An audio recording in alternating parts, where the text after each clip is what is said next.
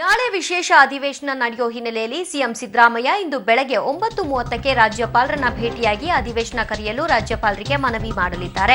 ಆಮೇಲೆ 11:30ಕ್ಕೆ ಮಾಜಿ CM S M Krishna ಅವರನ್ನ ಸದಾಶಿವನಗರದ ಮನೆಯಲ್ಲಿ ಭೇಟಿಯಾಗಿ ಸಲಹೆ ಸೂಚನೆಗಳನ್ನ ಪಡೆಯಲಿದ್ದಾರೆ. ಮಧ್ಯಾಹ್ನ 12 ಗಂಟೆಗೆ ವಿಶೇಷ ವಿಮಾನದಲ್ಲಿ ಸಿಎಂ ಹಾಗೂ ಸಚಿವ ಎಂಬಿ ಪಾಟೀಲ್ ದೆಹಲಿಗೆ ತೆರಳಲಿದ್ದು ರಾಜ್ಯದ ಕೇಂದ್ರ ಸಚಿವರನ್ನ ಭೇಟಿಯಾಗಲಿದ್ದಾರೆ. ಸಂಜೆ ಕೇಂದ್ರ ಜಲಸಂಪನ್ಮೂಲ ಸಚಿವೆ ಉಮಾಭಾರತಿ ಅವರ ಜೊತೆ ಚರ್ಚೆ ನಡೆಸಲಿದ್ದಾರೆ. ಇನ್ನೊಂದೆಡೆ ನಿನ್ನೆ ಸರ್ವಪಕ್ಷ ಸಭೆಯನ್ನ ಬಹಿಷ್ಕರಿಸಿದ ಬಿಜೆಪಿ ವಿರುದ್ಧ ರಾಜ್ಯದ ಜನ ಆಕ್ರೋಶ ವ್ಯಕ್ತಪಡಿಸುತ್ತಿದ್ದಾರೆ.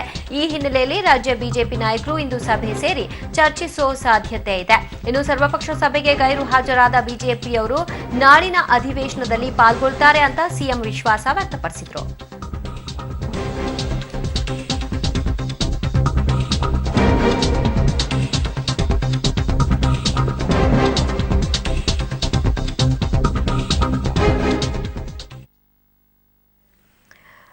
ಇಂದು ಬೆಳಗ್ಗೆ 10:30ಕ್ಕೆ ರಾಜ್ಯಪಾಲರ ಭೇಟಿಗೆ ಸಮಯ ನಿಗದಿಯಾಗಿದೆ. ನಾಳಿನ ಅಧಿವೇಶನ ಕರೆಯಲು ರಾಜ್ಯಪಾಲರಿಗೆ ಮನವಿಯನ್ನ ಮಾಡಿಕೊಳ್ಳಲಿದ್ದಾರೆ ಸಿಎಂ ಸಿದ್ದರಾಮಯ್ಯನವರು. ಆಮೇಲೆ 11:30ಕ್ಕೆ ಮಾಜಿ ಸಿಎಂ ಎಸ್ಎಂ ಕೃಷ್ಣ ಅವರನ್ನ ಭೇಟಿ ಮಾಡಿ ಅವರ ಜೊತೆ ಒಂದಷ್ಟು ಸಲಹೆಗಳನ್ನ ಸಿಎಂ ಪಡ್ಕೊಳ್ಳಲಿದ್ದಾರೆ. ಮಧ್ಯಾಹ್ನ 12 ಗಂಟೆಗೆ ವಿಶೇಷ ವಿಮಾನದ ಮೂಲಕ ಸಿಎಂ ಸಿದ್ದರಾಮಯ್ಯನವರು ಹಾಗೂ ಸಚಿವ ಎಂಬಿ ಪಾಟೀಲ್ ದೆಹಲಿಗೆ ತೆರಳಲಿದ್ದಾರೆ. ಅಲ್ಲಿ ರಾಜ್ಯದ ಕೇಂದ್ರ ಸಚಿವರನ್ನ ಭೇಟಿಯಾಗಿ ಮಾತನಾಡಿಸುತ್ತಾರೆ. ಸಂಜೆ ಕೇಂದ್ರ ಜಲಸಂಪನ್ಮೂಲ ಸಚಿವೆ ಉಮಾಭಾರತಿ ಅವರ ಜೊತೆ ಕೂಡ ಚರ್ಚೆಯನ್ನ ನಡೆಸಲಿದ್ದಾರೆ. ಮಗದೊಂದು ಕಡೆ ಸರ್ವಪಕ್ಷ ಸಭೆಗೆ ಬಿಜೆಪಿ ಗೈರಾಗಿದ್ದರ ಹಿನ್ನೆಲೆಯಲ್ಲಿ ರಾಜ್ಯದ ಜನ ಆಕ್ರೋಶಭರಿತರಾಗಿದ್ದಾರೆ. ಈ ಹಿನ್ನೆಲೆಯಲ್ಲಿ ರಾಜ್ಯ ಬಿಜೆಪಿ ನಾಯಕರು ಇಂದು ಸಭೆ ಸೇರಿ ಚರ್ಚೆ ನಡೆಸುವಂತಹ ಸಾಧ್ಯತೆ ಇದೆ.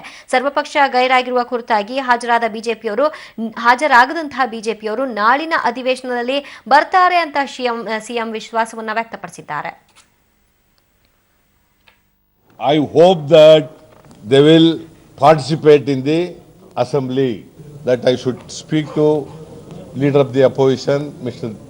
Jagdish Shettar, Mr. Ishwarappa, and also to Yediyurappa and Anant Kumar. Kaveri ವಿಚಾರವಾಗಿ ರಾಜ್ಯದ ಜನತೆ ಆಕ್ರೋಶ ಭರಿತರಾಗಿದ್ದಾರೆ.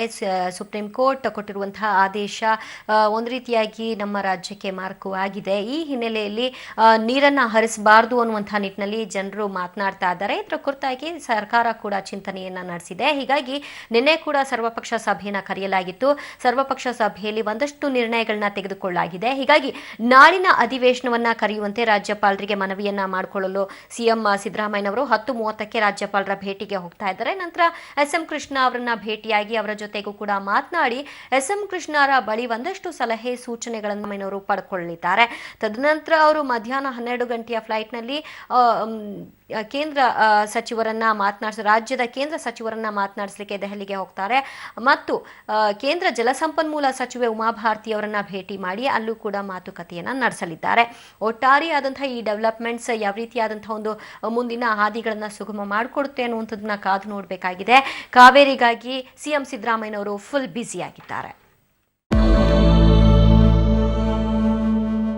ಕಾವೇರಿ ನಿರ್ವಹಣಾ ಮಂಡಳಿ ಸ್ಥಾಪನೆಯಾಗಬೇಕು. ಕಾವೇರಿ ಕೊಳ್ಳದ ಎಲ್ಲ ಡ್ಯಾಂಗಳು ಈ ಮಂಡಳಿಯ ಅಧೀನಕ್ಕೆ ಒಳಪಡುತ್ತವೆ. ನಮ್ಮ ನಾಲೆಗೆ ನೀರು ಬಿಡುವ ನಿರ್ಧಾರವನ್ನ ಈ ಮಂಡಳಿಗಳು ಮಾಡುತ್ತವೆ. ಹೆಸರಿಗೆ ಮಾತ್ರ ಡ್ಯಾಂಗಳು ನಮ್ಮವು, ಆಡಳಿತ ಅವರ ಕೈಯಲ್ಲಿ. ಸುಪ್ರೀಂ ಕೋರ್ಟ್ನಲ್ಲಿ ಕಾವೇರಿ ನೀರಿನ ಮಧ್ಯಂತರ ಅರ್ಜಿ ವಿಚಾರಣೆ ಈಗಾಗಲೇ ಆರಂಭವಾಗಿದೆ. ಅಲ್ಲಿ ನಾರಿಮನ್ ಅವರು ಮತ್ತೆ ತಮಿಳುನಾಡಿನ ಪರ ವಕೀಲರು ಕೂಡ ಪ್ರತಿವಾದವನ್ನ ಮಂಡಿಸ್ತಾ ಇದ್ದಾರೆ. ಇದರ ಮಧ್ಯದಲ್ಲಿ ಸಾಕಷ್ಟು ಚರ್ಚೆಗಳು ಕೂಡ ನಡೀತು. ಬೆಳಗ್ಗೆಯಿಂದಲೂ ಕೂಡ ಎಂಬಿ ಪಾಟೀಲ್ ಅವರು